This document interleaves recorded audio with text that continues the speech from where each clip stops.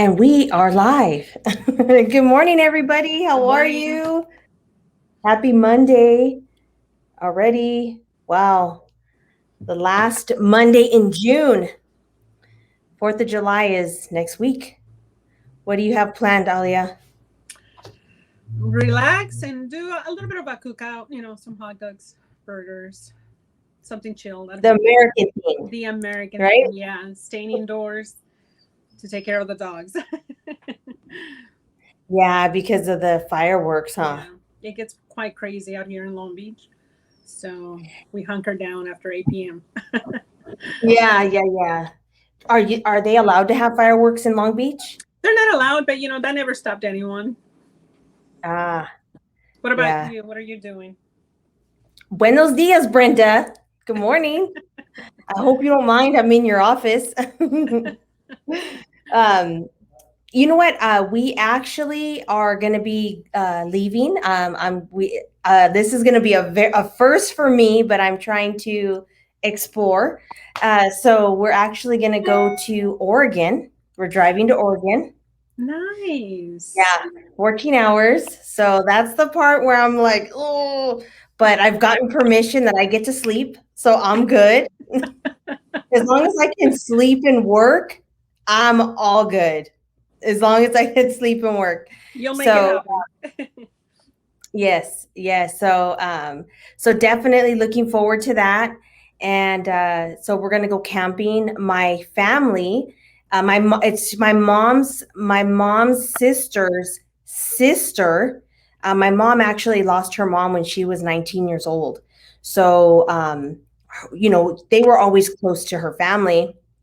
Well, they're all from Jalisco, from La Huerta, Jalisco. And so, growing up, we got to go and visit and everything else.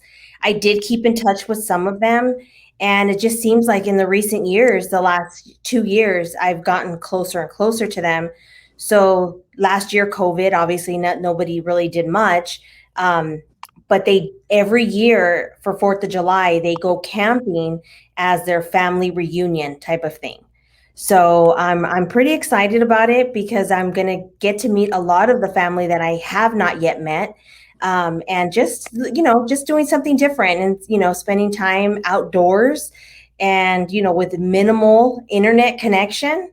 So, but definitely looking really forward to that. So yeah, that's what I have planned. And I just, told Francisco, hey, do you want to go camping? And he said, yes. So he's actually been in charge of everything. He's gotten everything that we need. So that way, in the event we're there and there's something we don't have, he's in trouble. All will go well. That's Yeah, I beautiful. know. Getting out in nature and recharging batteries. That's awesome. Yes. So looking forward to it. Hi, Lupe. Good morning. Thank you guys Good for morning, Lupe. joining. Good morning. It's hard when I don't know who it is. Let's see. Oh, that is Josie. Good morning, Josie. Hi, Josie. So, but yeah, it's definitely, I mean, it's hot today. Today it seems really, really warm outside, but yeah, looking forward, like I said, definitely looking forward to it. And it's funny because how they work it is everybody, like you're put into a group. So that way you only have to cook once, like one day while you're there. So the first group on Friday is cooking breakfast, and then they're gonna cook the dinner is gonna be birria. So I'm like, wow, Wow. camping birria. And then the next Break day, it it's down. just yeah, the next day is just another American breakfast. I take it, and the dinner is carnitas. So, Awesome. yeah, so I told, so Francisco obviously loves to cook and everything else. So I put him in charge of that. And he wants to cook breakfast on Sunday morning. We have Sunday. So he would like to cook some menudo. And for dinner, he wants to just barbecue some steaks and stuff like that. So definitely, like I said, we're looking forward to just eating a lot and just relaxing more than anything. So Sounds like a good time. yeah, so Very good definitely, cooking, at least. I Doesn't know. suffer at all. Good Awesome. morning, Letty. Happy Monday. Good morning, Olivia. Happy Monday. Yeah, so obviously, the business is still moving forward. There's still, a ton of buyers, and I'm really looking forward to our class tomorrow with Jennifer. It's going to be really good. So I hope, you guys can't make it in person. I don't know if they're going to be recording it. That I'm not sure. But if you can try to make it, it's going to be definitely a very informative class. So we've done some research and stuff we'd love to share with you guys. So looking definitely forward to that. But I mean, being out in the trenches, I know what it's like. I go what you guys go through, and same conversations I'm having with with my clients and stuff like that. So how are you doing out there, Alia? I've been doing well the last, I want to say, these last 3-4 weeks. I've seen a difference. And whether it is offers being submitted out in Los Angeles or the Inland Empire, the High Desert, I'm seeing, I don't know if agents are being more open, or at least that's been my luck, communicating more. Offers are still, being very aggressive. Some of them, have to uh, make your terms more aggressive. So still seeing the same of that, but I've been fortunate enough to get 4 offers accepted in the last couple of 3 to 4 weeks. And it's a lot of that. And I remember you giving me this advice more than once, and it is really to reach out to the agent. Kind of like the squeaky wheels gets the oil. Just being in front of them, asking questions. And fortunately, the agents that I've been talking to have been open to that, to have that communication. And I've been receiving positive feedback on their end. They do share things with me, along the same lines that you have in the past, Sonia, where they tell me, we get offers and we never hear from the agent. They don't even follow up to see if the offer was received. They don't follow up to see where we're at in the process.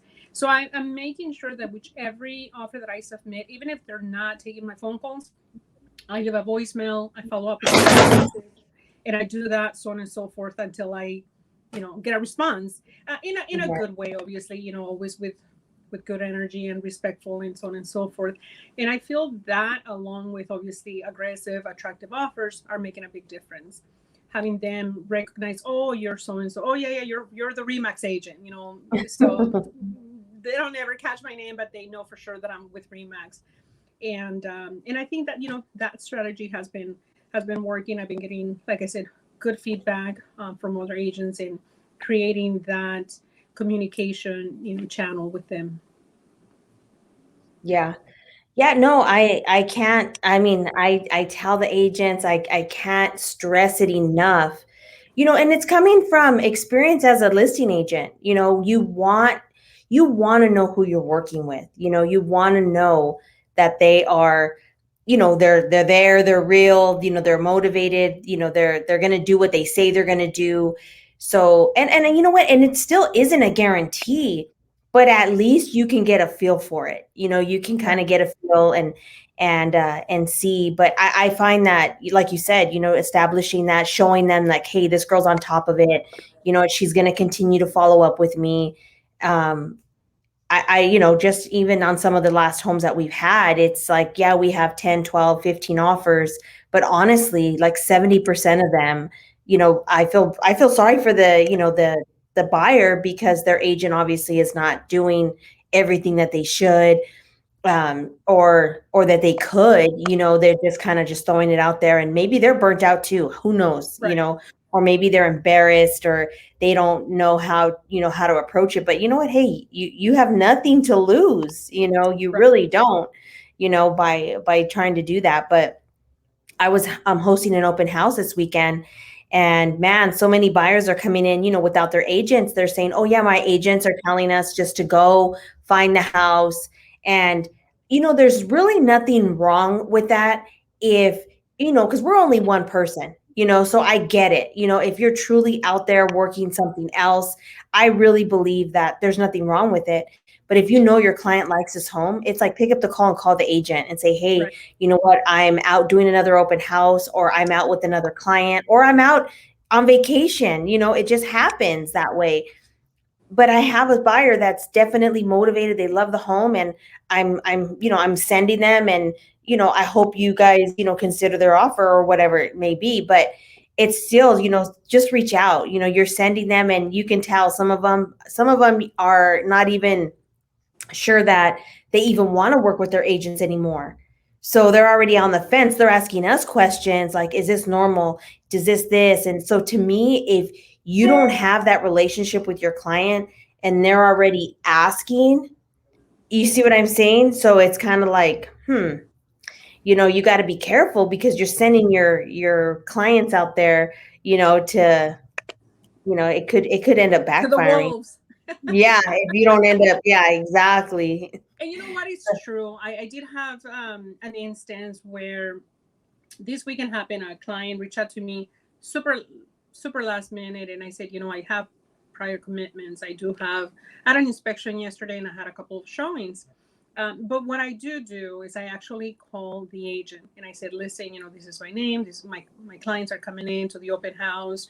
I want you to know. And sometimes I even give them my business card or I print a printout.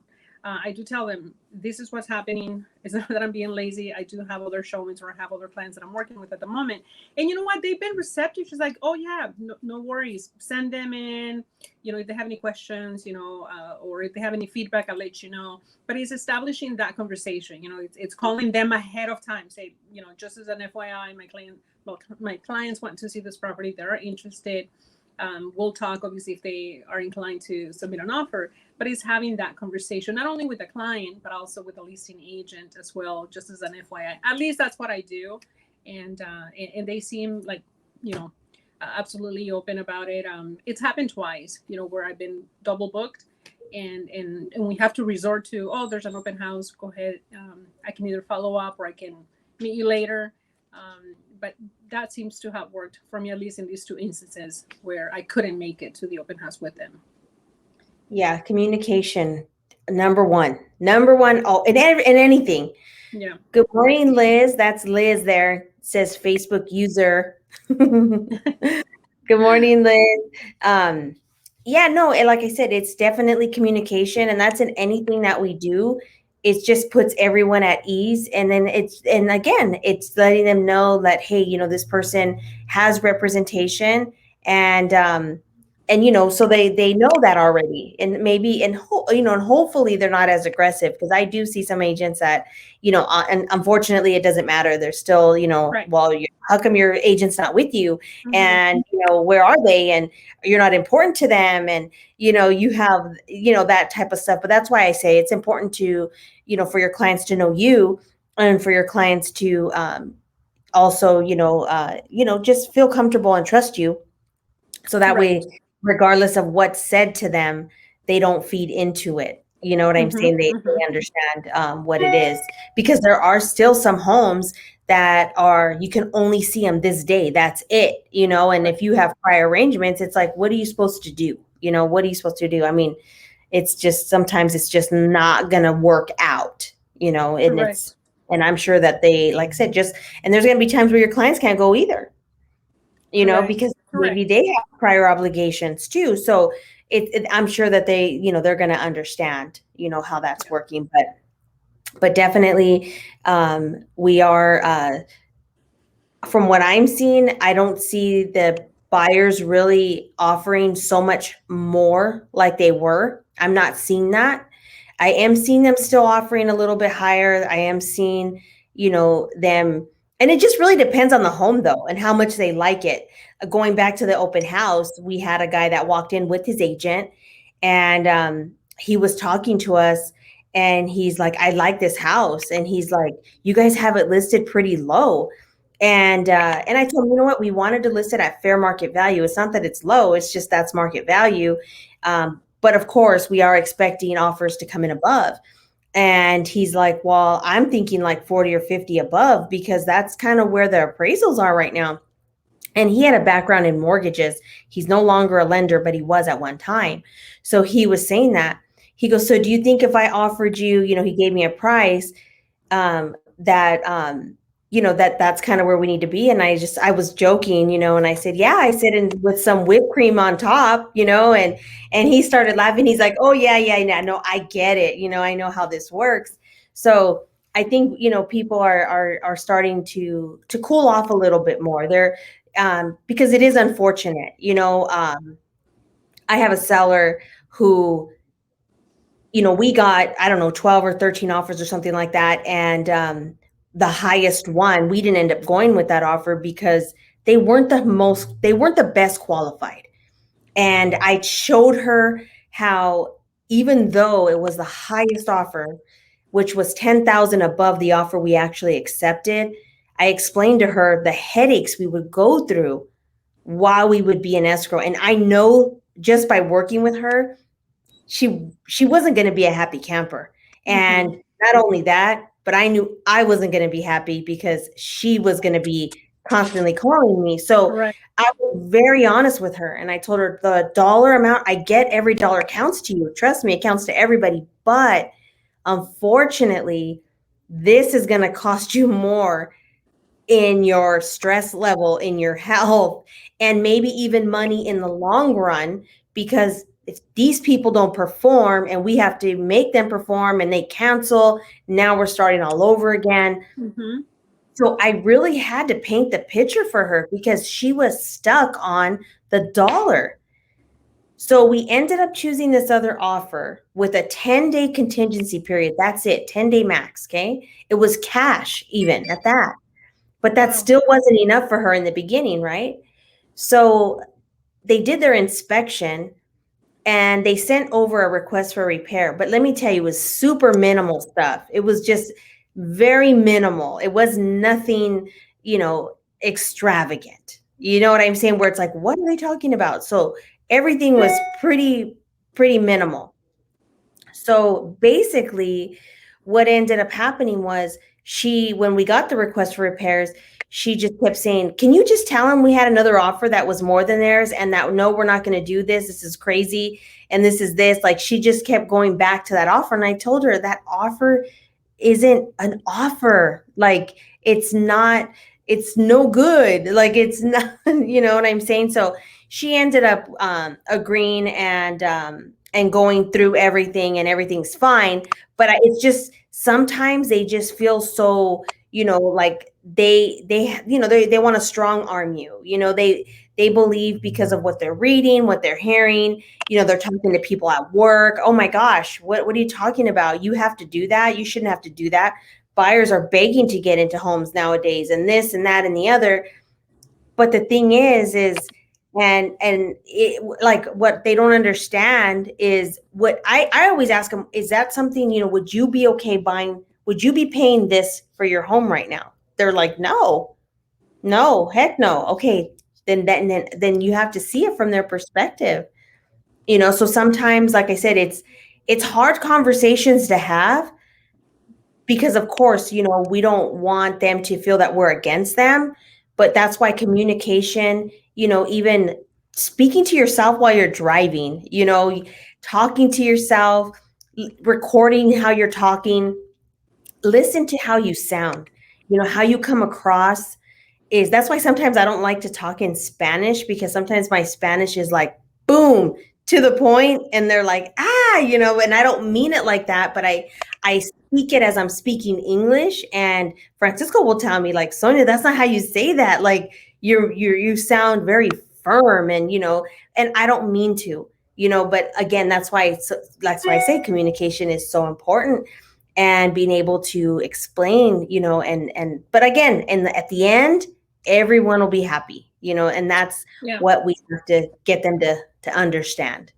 And this is a lot of the feedback that I get, or things that I observe with a lot of the listings, the last couple of months, where the seller's not even, either understanding, or hasn't even been formally taken part of the explaining all of this. Not every agent explains that the highest offer may not be the best offer, in terms of the financing, the down payment, being able to bridge the gap. A lot of people can offer any, astronomical amount, it doesn't necessarily translate into the best offer. And I've been seeing a lot of that. I've been seeing a lot of properties that we have lost out on, and then come back on the market, 3 weeks later, where things could have probably gone in a different direction, smoother for the seller, had the agent taken the time to explain things like you did and like you asked us to do.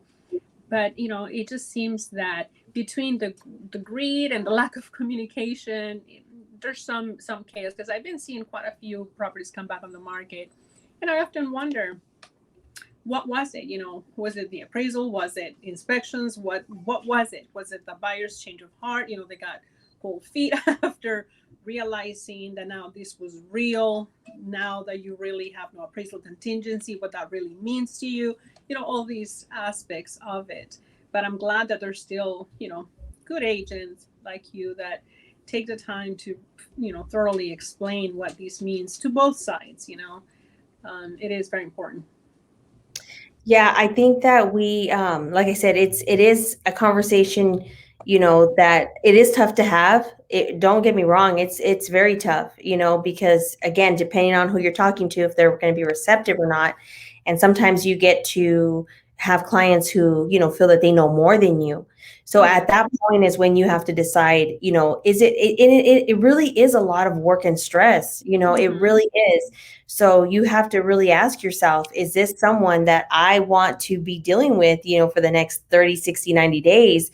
And set your price and because you, based on what you're going to have to put in to this, sale or person, or, whatever it is that exactly it is that you're working, what you're doing. So, but what I'm seeing, like you're saying, is a lot of buyers are having buyer's remorse.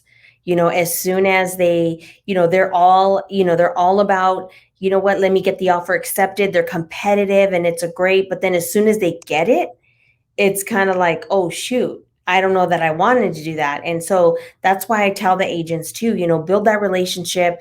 Even if they don't accept your offer the first time around, I'm seeing, like you're saying, a lot of homes going back on the market, Mm-hmm. because the buyers, decide that they just don't want to do it, decide that, or some agents don't let them know, regarding the tax rates, so once they see payment and then they see they have to come out with another 15, 10,000, whatever, out of pocket, it just seems overwhelming for them. So Correct. I think that, I have found it very successful to, especially in the higher, the areas where there is more competition. I have found this success in follow up, and following up with the agents. I'm constantly on them. Like, I would say maybe I have, a day a week where I do that. So it's probably like every 5 to 6 days is when they're going to hear from me during their Mm-hmm. escrow. How's it going? How's this? And then usually they'll, say, hey, you know what? All contingencies are set to be removed on this day. Follow up with me at the end of the day. So I'll put it in my calendar, to make sure to call, like they asked me to, or message, or do whatever it is, that the whatever communication I'm having with them. But I have found, that does in fact work. And I mean, it's not going to happen every time, but Mm-hmm. there's a good possibility, of it happening. So just got to keep on it. I know a lot of the agents say, the agents aren't responsive. They're not. You know what? It doesn't matter. Just keep on. Just keep on. Let them get tired of you. They'll respond. They'll Yeah. respond, once they're tired of you. Just don't feel like you're over messaging them, or what have you. They'll respond. They'll remember you. Right, exactly, and that was the other thing that I was going to point out. They'll get familiar with you, and they will know that you're the type of agent that will get things done. You know, that you're relentless. Yes, exactly. Like I said, we get offers. Agents are embarrassed. They're like, and I tell the agents here, when you submit an offer, your job is to call that agent, to confirm that they received it. When should we expect a response back? And even that day, you know what? I know you're meeting your seller today. If there's anything else you need from us, let us know. We're excited to hear the response from you guys. We're waiting anxiously. Okay, you know what? These people, when you're showing 10 offers, it's like the seller's going to ask, So what are your thoughts on these offers? Well, you know what? This might not be the highest offer, but this actual offer is, the agent is very responsive. Maybe we can counter them. And Mm-hmm. I actually got an offer like that. We were actually the lowest offer. We bidded um, listing price because it was my client's first time bidding and he was scared. And he said, you know what, Sonia, I don't want to overbid this first time. I just want to try going in at normal price. Let's just try. I have to do it for my sake. I said, no problem.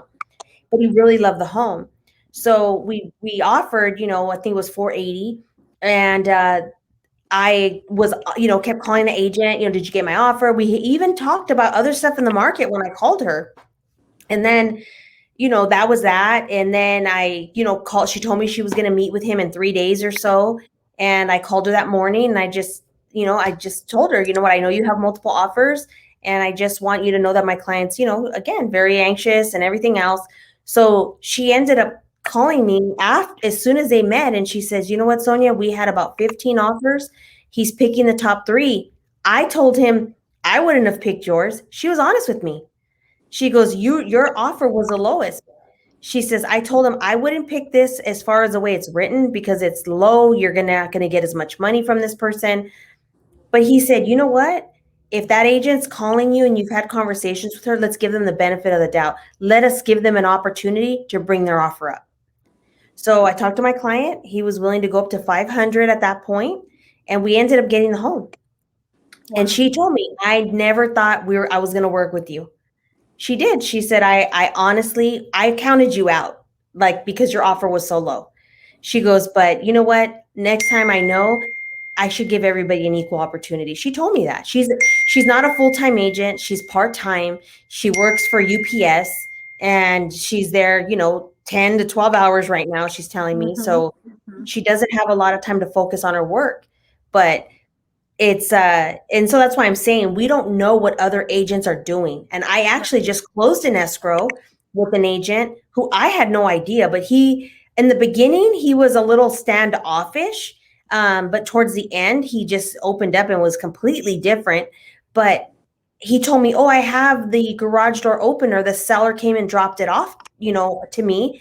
And I said, oh, okay, where's your office? And he says, well, it's in Marietta, but he goes, I work at Arrowhead Hospital. I'm a nurse. And I said, oh, what hours do you work? And he basically works, a full-time job as a nurse at a hospital. And I would have never known. You Wow. know what I mean? He never told me. Yeah. But so that's why I'm saying it's you don't that's why a lot of times when the agents are saying, well, they're not responding to me, it's not, a lot of times it's not because they don't want to. A lot of times they're busy in their life. True. Some people only work part-time, or some people just do business on their terms, Yeah. so we can't get into our own head where we're thinking, oh, they don't want to hear from us. You see what I'm saying? So don't Yes. don't let it stop you, because we don't know. I know there's days where I can't respond to anybody because I'm just slammed, and I'll respond either late night or in the morning, or sometimes I forget because I thought I responded and I Mm-hmm. didn't. So it happens. True. Very true. All those things take into consideration, because I think that it could be irritating, at least if it's our perspective that the agent is not being cooperating, or they're not willing to speak to us, and yet a lot may be going on in their own lives, in their own Yes. careers. And um, and and obviously when we do finally make that connection, they can sense our energy. If we're irritated and if we are frustrated with them, that's not going to be the best way to No. establish a relationship. So kind of run yourself into the reality that they may have a lot of other things going on, and always be cordial and, Absolutely. and nice to them. Absolutely. Exactly. So, but what we do see, just a little bit, just to kind of give you some information, we do see more inventory coming up. We do see that. So, there is going to definitely be, it's not, I don't think there's going to be as much as bidding wars as there is right now, because we do see that opening up come, the autumn, fall. time. So that's going to be good. The market's looking very strong going into next year as well. So, definitely great times right now. Stay in front of your market, stay in front of your database, talk to people who are in forbearance. A lot of them are going to have to sell. And it's not that it's a foreclosure or a short sale because there's tons of equity, but they're not going to be able to catch up. So definitely stay on top of that. Start educating, start bringing up those conversations, start using that in, you know, in your social media, talk about it, start bringing up some facts about it because it's going to hit some people, that are out there and just, kind of just talk about it.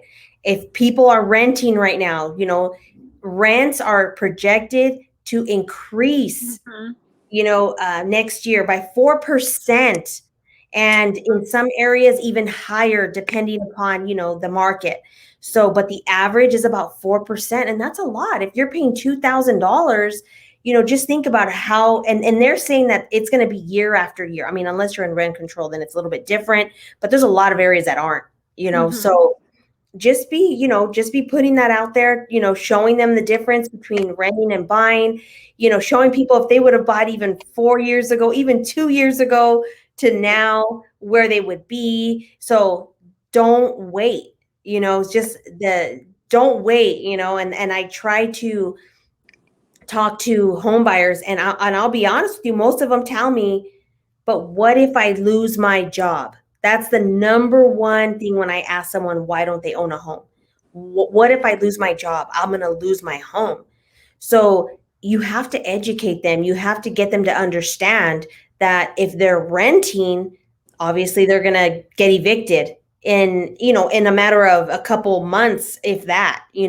Right now, obviously things are different because of the pandemic, but in normal times, it's 3 days, pay rent or quit. And if you don't, then it's eviction. You know what I'm saying? So whereas in a home, there's modifications, there's different things in place depending upon the type of financing that you obtained, FHA, VA, and even conventional. They do have, options available depending upon your circumstances.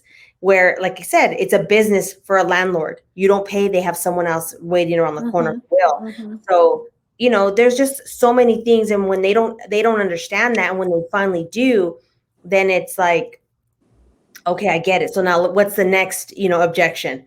So just kind of have those things, what's the number one objection? What if this? And what if you don't? Where would you be?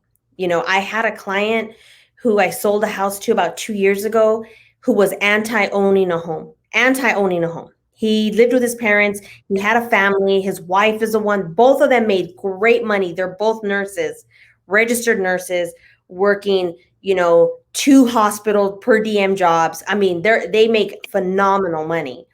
But they just didn't see themselves paying a mortgage. But they rather live in a 1 bedroom in their parents' home. So it took the wife about 2 years to finally get the husband to agree to just come in and meet with me.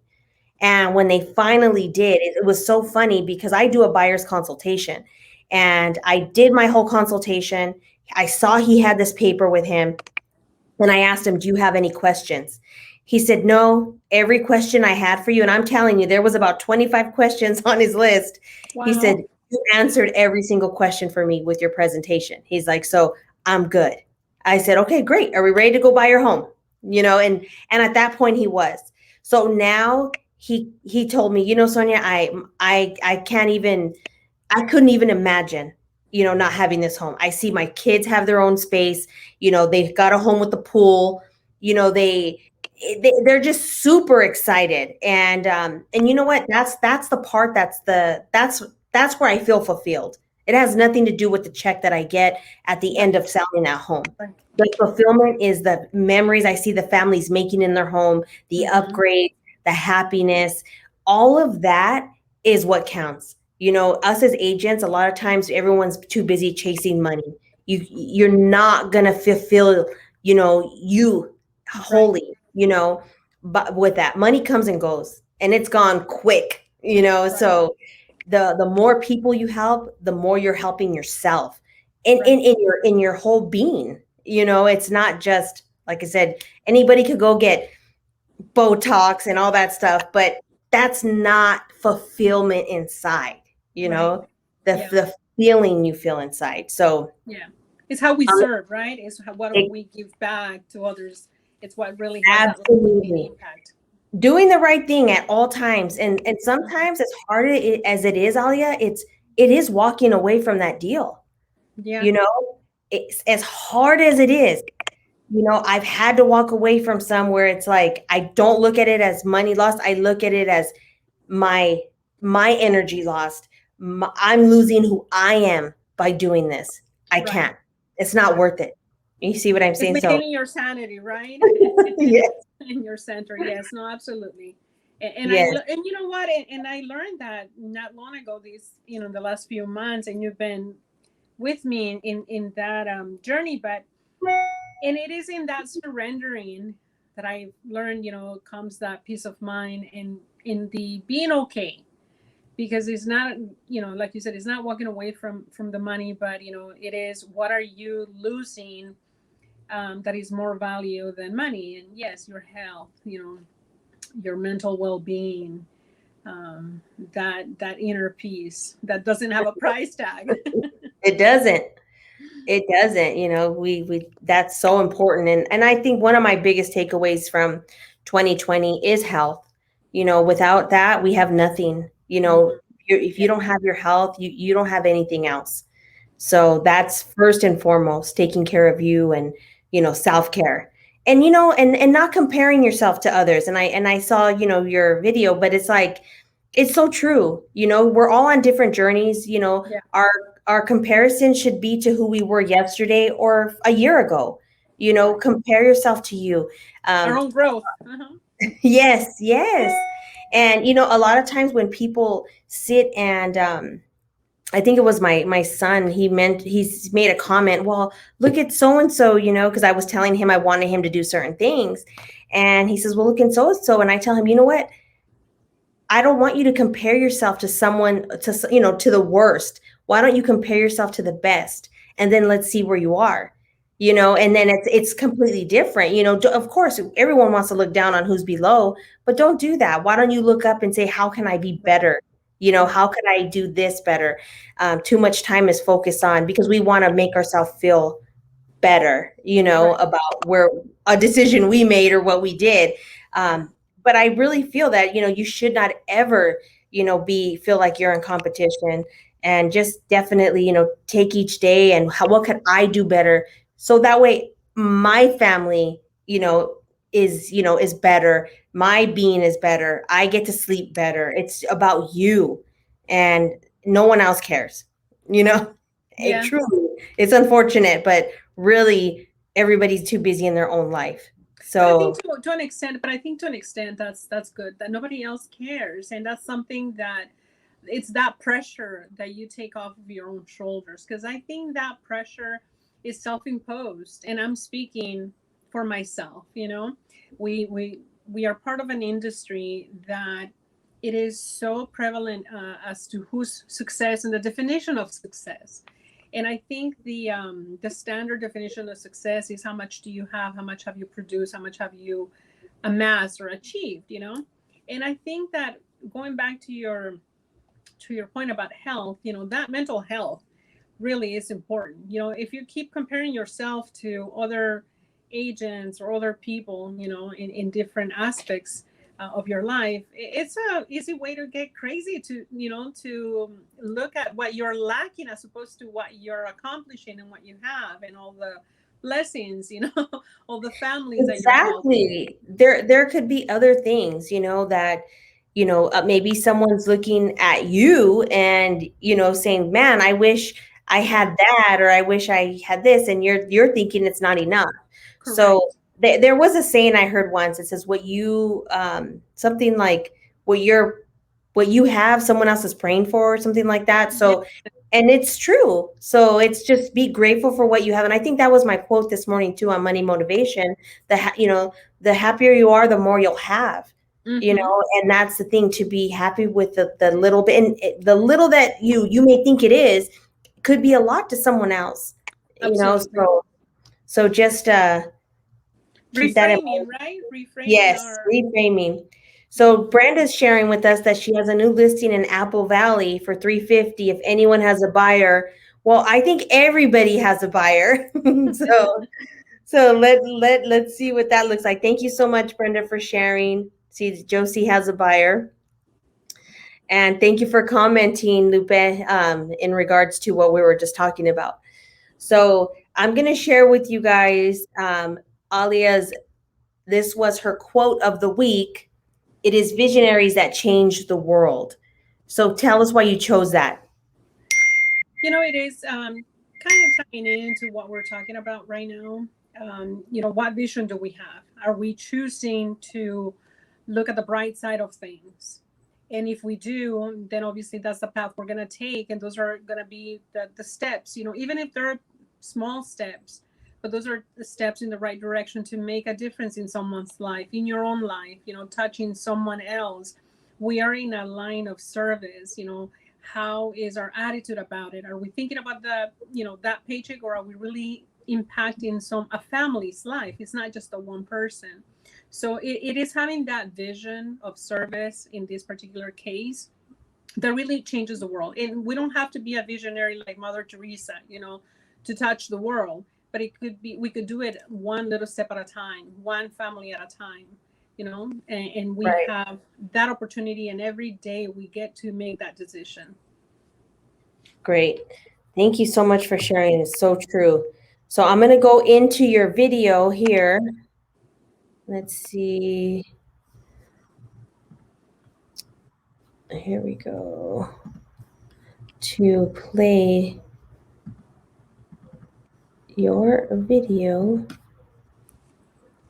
Hold on. Bear with me. There we go. Today I need you to embrace what comes hard. Today I need you to accept the challenge. Today I need you to fall in love with the process. There will be plenty of opportunities to get discouraged, to lose your passion, think that it's not meant to be. But if you're going to reach your destiny, you have to have a made-up mind. If you give up after the first time, or the fifth time, or the 30th time, what that really means is you didn't want it bad enough. There should be something you're believing for, that you are relentless. You are not moved by how impossible it looks. You're not discouraged by how long it's taking. You don't give up because people told you no. Your attitude is, if I have to believe my whole life, I'm not going to stop believing. I'm not going to take no for an answer. I'm not going to settle for mediocrity. I'm going to keep pursuing what's in my heart. And ask ourselves, what do I really want? What do I really want? And write it down. Writing causes thinking. Thinking creates an image. And you get these images going, you're building a vision in your mind. It's the visionaries that change the world. Think of that. But what keeps that competitive edge, what keeps you on top, is the ability to think and prepare mentally over and over and over again. The body has limitations, the mind does not. We focus so much on what goes on from the neck down that we forget it all starts from here. Everything starts from there. If you're not mentally ready, you're never really physically prepared. And that's where the preparation starts. What would your life be like as you look toward the future if you decided, I'm not going to allow my fears to stop me? And I'm saying to you, whatever you got to do it, because if you don't, life is going to whoop you until you surrender. So when you're young and you make mistakes, don't let them eat you up. Because everybody that done made it, done made it. You got to fail in order to win. Hey, look, man, to understand how to hit the game winning shot, you got to miss the game winning shot. You got to be tough because the road to success is always under construction. It's never a clear path to success. The people who become successful are the people who have a relentless attitude.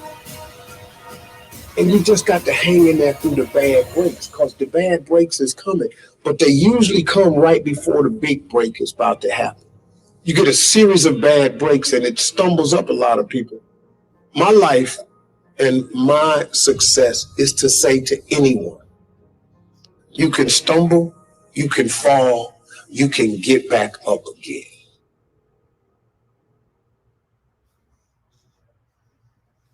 No matter what you face. Is that it, Alia? No matter how bad it is going to be, when there is a check. Okay, so it's long, so we'll post it on there because it is a pretty long video. But yeah, no, it's just it just fuels me, like it makes me excited. That's why a lot of times I like to listen to different podcasts while I'm driving, or while I'm doing something because I just I like to hear other people's perspectives on a lot of things. That's how I learn. I like to learn that way. I try to learn from other people too. Why reinvent the wheel? Why start over? So all of that it's definitely good advice and good things to listen to. It's true. Everyone thinks that everything, that it's easy. But we all know it's definitely not easy. The amount of agents, has increased substantially. Well, I'll have the stats tomorrow. I'm working on all that. But from 2019 to 2020, the amount of people who are licensed, increased because a lot of people thought, hey, I'm going to get into real estate because it's easy. So very, very interesting on the people's, perceptions of our job. I can do that. I can do that and make that money. That's what they think. So It is but actually one of the hardest careers or businesses to get into because it's not only the activities, but it's having that self motivation because no yeah, one is behind you to tell you gotta clock in at this hour, you have to clock out of that hour, and these are your duties for the day. It's all self driven, and there was a tad bit in that video that we shared that really resonated and it, and it touched, and it says the road to success is always under construction. There's never an end to it, and it's on a day by day basis, and I love that because sometimes we're so hard on ourselves as well, and just know that we're always loading, we're always under construction, always improving and absolutely. getting better. Yes. And there's going to be good days and there's going to be bad days, but on the bad days it's that's when we need to push harder. That's when we need to realize why we're doing what we're doing, Yeah, and absolutely. give ourselves that talk, or do something to, that makes, you happy. Step out of the office if you need to, step out and go and get a massage or go do something, to get your mind at ease. And a lot of times we got to realize that we can't stress over things we can't control. That's the biggest thing. I'm a real firm believer on not taking anything personal. I don't take things personal. I know a lot of things are not about me. When someone feels a certain way or does something, there's more to it, because taking stuff personal could really drive you down. And that, I think, I'm a type of person that, if something happens, it's like, learn from it, move on, keep going. The show doesn't stop. The train is going to Right. keep going. You know what I'm saying? So you just got to, figure it out and move forward, and definitely learn what you need to learn from it. Don't, not, don't avoid the lesson. Definitely want to learn that lesson because you don't want to make the same mistakes over and over. But all those things, just come with just, knowing who you are as a person and trying to develop, anything that you need to by surrounding yourself with, great people, your spouse or your friends or whoever it is that reminds you, of the person that who you are. But you need to believe it first. Correct. Before anyone's going to believe anything, you have to believe in you. And I So recently learned that, problems as we perceive them or call them are actually opportunities for growth.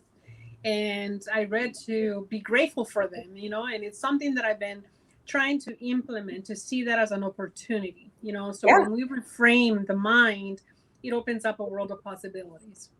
And like you said, not taking things personal. There's a reason for it, and it's never about us, but it's being able to see through that, which is the hardest part, but it takes practice, that, so look at things as opportunities. yes, And life has given me many opportunities lately.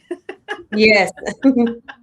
And that's good that you see it that way, Yeah. because it's good for us to Yeah. learn, and it's how you handle, they say a person is it's it they is they see who you are by when you're under pressure, because Right. when everything's going your way, of course everybody's happy, everything's going great. But Right. when something happens is when that's when you can see, what you're made of, really. Right. And it's true. It really is true. And so that's, how you handle those types of things is important. And like I said, you have to take the burden off yourself.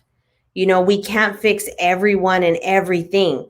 So you got to kind of give the responsibility back to whoever it is, because a lot of times that's what we do, as Yeah. especially as agents. You're there taking on all the stress, anxiety from your clients, their situations.